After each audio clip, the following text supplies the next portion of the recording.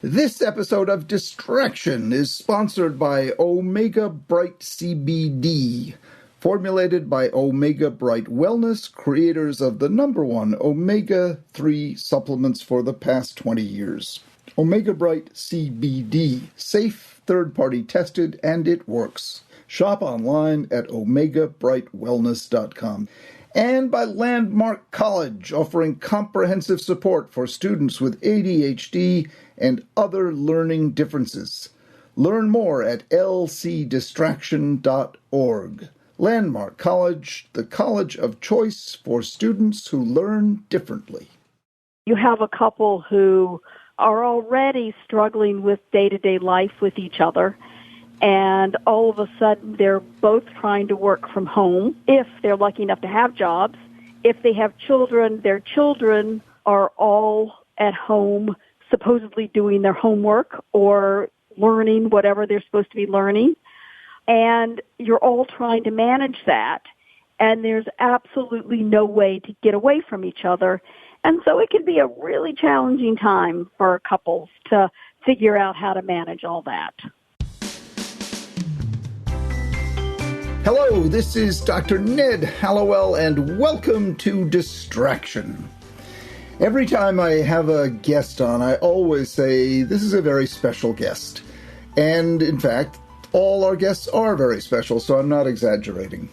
But I think today's guest does qualify as the most special guest. It's a repeat appearance, but each time this guest comes on, this guest does qualify as the most special guest we ever have on this podcast. Now, who do you suppose that is?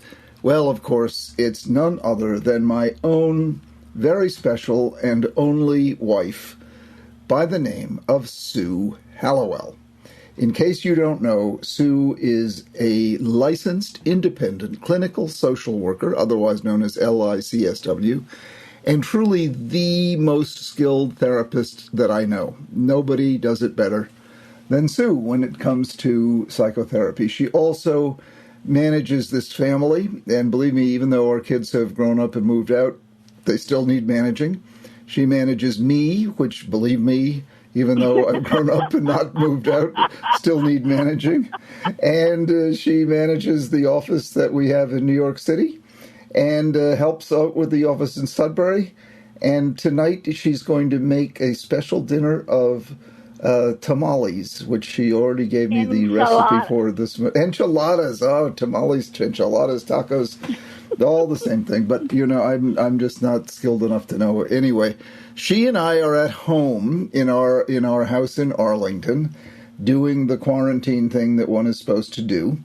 But I persuaded her at the very last minute, she had no idea she was going to do this, to come on the podcast, because we get feedback whenever she comes on that she is indeed the best guest that we could ever have. So with no further ado or introduction or babbling on my part, let me introduce my wonderful wife of 31 years, mother of our 3 children, Sue George Hallowell. Hi, honey. Hi, Sue. You're down in the kitchen and I'm up on the 3rd floor. So, Sue, we agreed that we would talk about how it is to live together as a couple where one person has ADD, namely me, and the country has a pandemic of the coronavirus. Is that what we agreed to talk about? Well, or when one or both people have ADHD, or couples in general, what it's like to be together when you're struggling already, or maybe even not struggling, and living together in this crazy time. Yes, and just so our listeners know, Sue actually does a private practice and specializes in couples therapy where one or both partners have ADD. Well, so I see other couples as well. Yes, you have a veterinary practice on the side, right? No, but I do see people who don't have ADHD. I just like to be clear. Yes. You're a full-service general practice, LICSW. Yes. And you see me every day, so you see individual patients as well. somehow you keep me kicking along. So how would you like to jump in? What do you think is the greatest stress on couples now, on top of the ADD, with the pandemic that we're living with? Well, I think that all of the challenging traits that we have are exacerbated when you're living under stressful circumstances and when you can't get away from each other, both of which are true during this pandemic. So, you have a couple who are already struggling with day-to-day life with each other, and all of a sudden they're both trying to work from home if they're lucky enough to have jobs. If they have children, their children are all at home supposedly doing their homework or learning whatever they're supposed to be learning. And you're all trying to manage that. And there's absolutely no way to get away from each other. And so it can be a really challenging time for couples to figure out how to manage all that. Wouldn't you say a first suggestion would be to kind of reduce your expectations? It's only normal to feel irritated and irritable and short-tempered and, try to cut each other some slack? I think that is clearly the number one answer. Everybody is feeling stressed, and that cutting expectations is really important, and being kinder to each other. But I think that one of the key things is that we have to reduce our personal expectations. I think that a lot of people are feeling like they have to be functioning at the same level that they always function. Mm-hmm. I think that when you have those expectations for yourself, then you are going to have those same expectations for your partner. And yes. When that happens, tension is going to ensue. So one of the things that we always talk about, Ned, I know one of the things that you always talk about is good enough. Mm-hmm. And I think that during this time, that has to really be the key statement. Everything has to be good enough. We can't expect ourselves to be able to be perfect parents, perfect workers, and perfect partners at this time. Wonder if we gave ourselves permission to say, maybe I'm not going to be giving 100% at work, or maybe I'm not going to be that 100% perfect parent who has their child's day perfectly mapped out with enriching activities and no screen time. I think that we have to give each other a break. Okay, hang on to that thought. I'd like to take a moment to talk to you about a new product created by one of our sponsors, Omega Bright, and it is their Omega Bright CBD. I started taking it myself about a month ago, and it really does make a difference in terms of creating a general feeling of calm. And it is, in fact, organically grown. The product was derived by careful research done by Dr. Carol Locke, who's a Harvard Medical School graduate and faculty member. And I know, because I've known her for a long time, she has a true and honest commitment to excellence. Now, the background of the CBD, Omega Bright had been making the omega-3 fatty acid product for 20 years, and they had the best product in the business. And now they're getting into CBD, which is, Carol said, it's like the Wild West out there. So she wanted to do it carefully and deliberately, which she did. And they have set the standards for purity, as I said, organically grown, free of pesticides, safety, rigorous testing standards and adherence, and that's Carol's absolute trademark. And most important, I suppose, efficacy. Does it help? Yes, it does. I'm here to tell you, it helps. So go to omegabrightwellness.com and look for Omega Bright CBD. You'll be glad you did. Well, you've been very good at giving me a break. Over the weekend, I was saying I have to work on this book because I got to get this book done. And you were saying, no, you really should take a rest. You can't push yourself too hard these days. That's right. That's right. You've been seeing a lot of patients. You've been seeing so many people and working so hard. And, I think that when you put that kind of stress on yourself, you start to take it out on other people. Mm-hmm. I think also it's really important for people to really acknowledge the importance of each other's work and each other's time, right? Yeah. And so that you really try to work out a schedule for each other that is realistic for both of you, understanding that these children need to be taken care of, but if you're both working, it can't fall on one or the other. It's going to require some kind of schedule or managing it that'll work for both of you. Mm-hmm. Trying to take some downtime and just have fun. You know, I have a client who basically has been under so much stress. She has been working and then basically just wanting to go to bed because she's so exhausted. And then she lies in bed fretting and anxious and can't sleep. You know, I said, look, watch a mindless TV show. Have a glass of wine and chat with your college-age adult children. Why don't you tell the listeners the ritual that you and I have developed after dinner?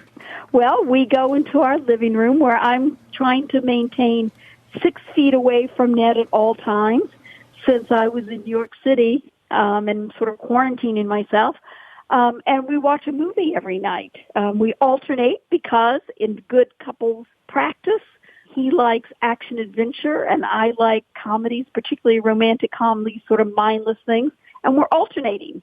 You know, it's something that in our day-to-day life, I'm working late or he's working late or we're both so busy that we often get into bed at 10 or 11 o'clock and I fall asleep immediately.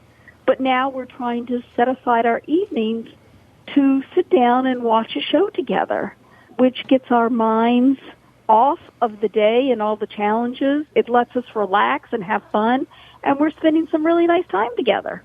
Yeah, as well as arguing about the choice of movies. Well, that's why we're alternating. I've liked a couple of the rom-coms we watched. There you go. You definitely did not like one of the action-adventure we No, watched. but I've liked some of them, and that's awesome. Yeah, and you did hang in there. You sort of dozed off, but you hung in there. But it's nice just being with you, and I think, you know, you don't have to be necessarily in conversation just to be with your partner or what have you. Just the connection is good to enjoy. I think that's exactly right. And getting outside, if there's a place around you can walk without many people, just to get some fresh air is so important.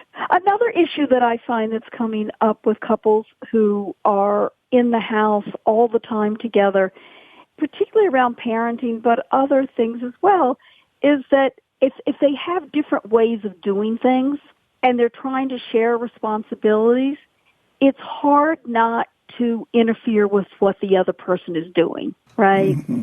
I had a couple the other day, and when the dad is on, when he's sort of doing the parenting, the mom is up supposedly working, but they have different ideas about what's important, right? She's very into the child has to be on a schedule, and the child has to eat vegetables, and the child has to exercise. And the dad thinks all that's important too, but the kid is pretty difficult, and he thinks maintaining a relationship with the kid is more important. He has to pick his battles about what he's fighting with. And how do you let parents, even though they're in the same house and closer than they are at other times, when you don't see what the other parent is doing, really understand that you have to divide up those duties. And when one is on, the other has to let the other one do it, whether it's the way you would do it or not. Mm-hmm. Giving them the autonomy, even if you have to hide upstairs. There was another couple who I was talking about where the worry is that the mom would never be able to work because as soon as the children see her, you know, they want mom, right? Mm-hmm. And these are littler kids, so you're able to do this. And there was a lot of tension developing between the couple because, you know, the mom was like, why can't you just keep the kids away? I need to work too. And the dad was saying, well, but once they see you, you know, they don't want to be with me, and that's the problem. And so the solution they came up with was the mom gets up really early before the kids, goes and hides up in her office, and doesn't come in back until 2 o'clock so that they really feel like that she's not there in a very different kind of way. So it's how can you be resilient? How can you think outside the box during this time to be able to get each other through and be supportive of each other? Mm-hmm. You can take care of things that maybe you've been putting off. Just before we came on the podcast, you and I did something that we'd been meaning to do for 20 years, namely update our will. So we got this attorney on the line, and last time we spoke to him was 1999, and we were sort of sheepish about it, but we slogged away at updating the will. I did think it was sort of ironic that during a pandemic we're updating our will, but let's hope that that's not anticipating any terrible event. But the point being, you can take care of things that maybe you've been putting off taking care of. Well, I also think that it's about what are your priorities, right? And thinking through what our priorities are and what's important in life. When I was in a peer supervision that I do, and we were talking about what are the silver linings. When we slow down, if we give ourselves permission to slow down and not rush, maybe there are points of connection that we can make that we're too busy to do and enjoy both ourselves and our children in a way that we normally aren't. Getting things done we haven't. You and I were talking about how we watch TV. I will say one of the most interesting things to me is I have seen in our neighborhood more families out walking or biking together than I think I've seen in my entire life. People of all ages. People of all ages. And I think that that's a positive thing. Yeah. And really understanding, I have had some people say, we could die or people could get sick. And do I really hate you as much as I think? Are you really as annoying as I think you are? What are the things that did bring us together? And I do think that the slowing down may give us an opportunity to be able to do that. All right, we're going to pause right here for just a moment. Joining me now is Scout McEachran, a former student at Landmark College, our wonderful sponsor in beautiful, beautiful, bucolic Putney, Vermont. So, Scout, thank you for joining us for a couple of minutes, and could you please just tell us about your experience at Landmark College and why it worked for you? Sure. Happy to be here. So I attended Landmark from 2011 to 2012. I graduated with my associate's degree. And I ended up at Landmark after sort of failing, for lack of a better word, out of traditional college. I'm diagnosed with ADHD and mild dyslexia and a few other learning disabilities. And regular college wasn't working so well for me. So I ended up at Landmark, where it was just unlike anything I'd ever experienced before. I was suddenly surrounded by a bunch of other kids who thought differently, like I did, and a bunch of teachers and staff who were really well equipped to be supportive in a way that I would think most traditional college professors and what have you might not be. So it really helped me, boosted my confidence. I think would have been one of the primary biggest things that I left Landmark with. Also just sort of, all those basic skills that might come easily to some, but not all of us, like writing a college essay or managing your time outside of class. Really all of that I sort of found support for there and was taught how to do in a gentle but firm way, and I graduated with straight A's and went on to finish my BA and at a different school in New York. And Wow. And what are you doing now? So I'm a journalist. I'm a video producer for a company called Now This News. Oh, cool. It based in New York City?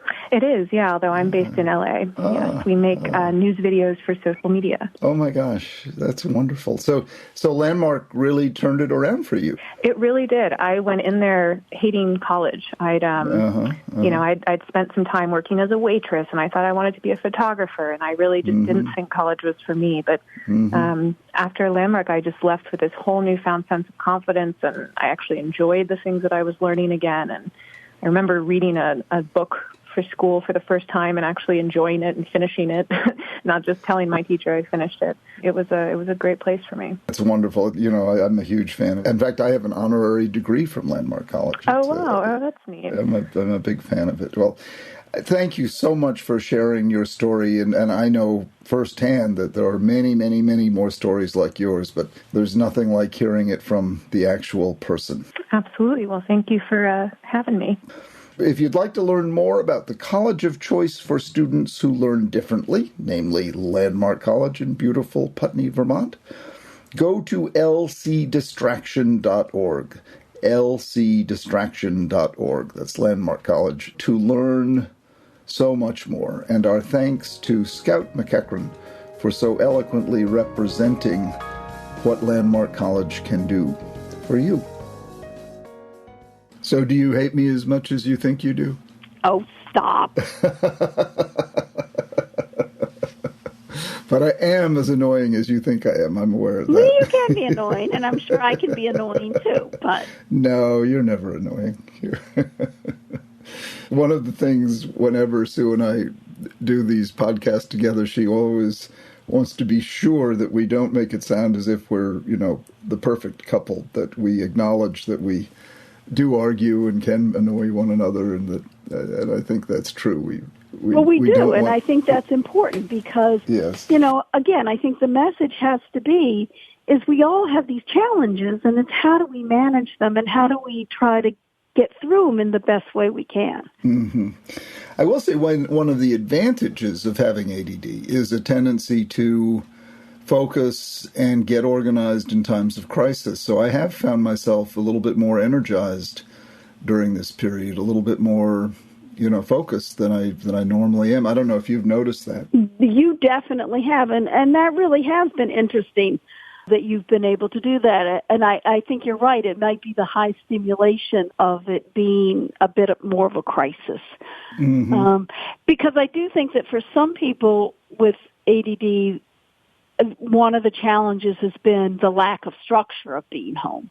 And I think that, particularly if people, if your job is increased because of this, if you're, extremely busy, well, like you, Ned, you're seeing lots of patients who are very anxious and upset. Or I have a client who works in communications and around the virus. So then I think that, this sort of high stim pushing is easy. But for some people, their job don't have a job, or their job is sort of much less busy because they're working from home. And I think that, can be a challenge to figure out how to develop routines or how to develop structure if you're not good at doing that by nature. Mm-hmm. And that, again, can cause stress between couples if one person is very structured and wants you to be more structured, or if one is working very hard at their job and needs a lot more structure, and, you're struggling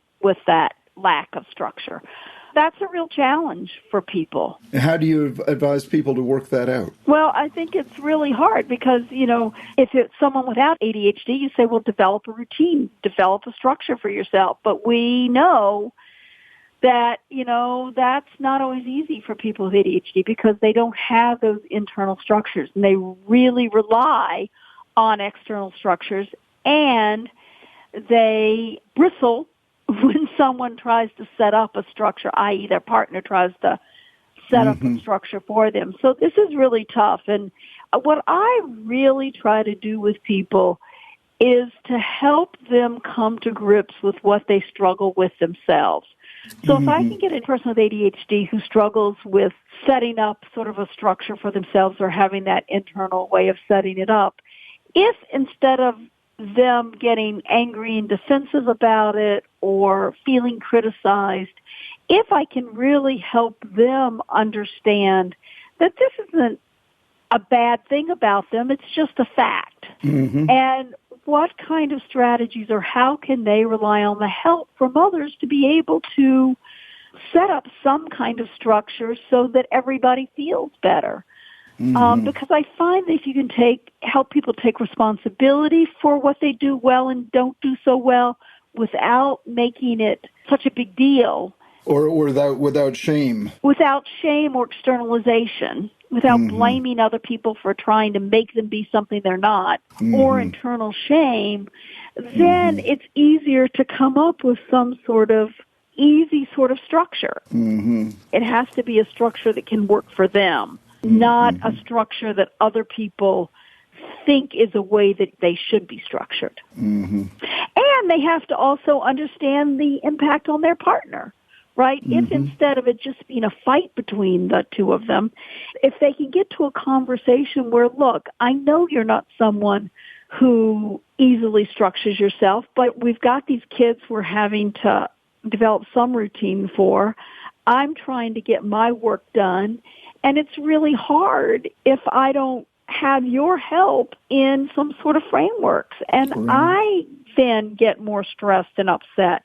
You know, if it can be a conversation around impact and around what we struggle with, then you can get somewhere. And, you know, you mentioned earlier, make time for fun, make time for fun.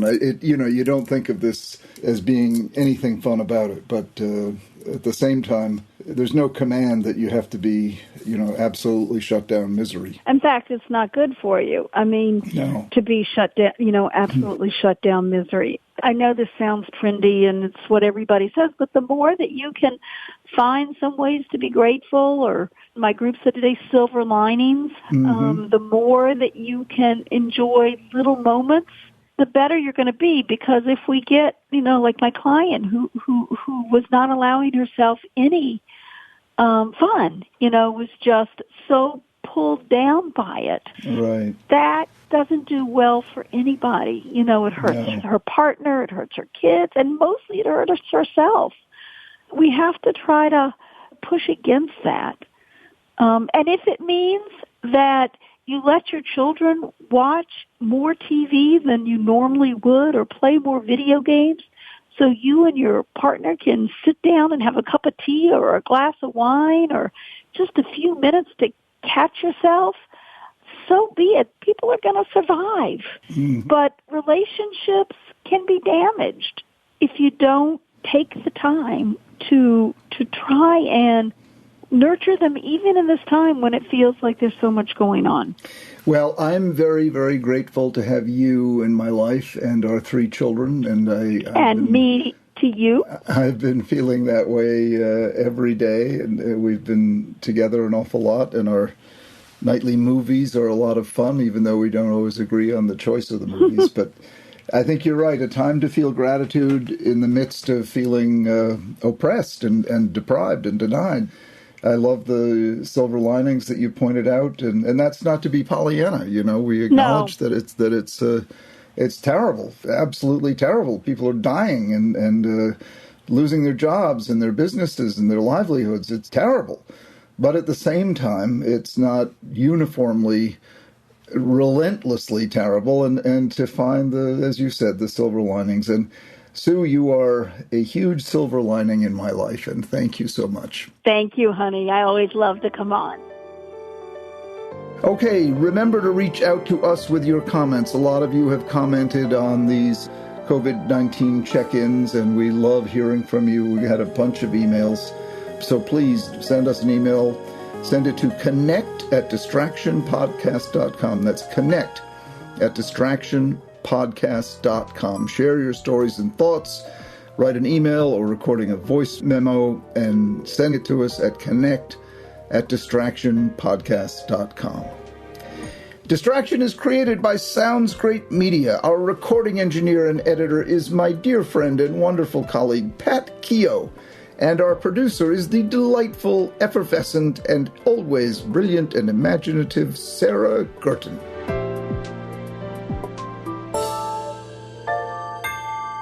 The episode of Distraction you just heard was sponsored by Omega Bright CBD, formulated by Omega Bright Wellness, creators of the #1 omega-3 supplements for the past 20 years. Omega Bright CBD, safe, third-party tested, and it works.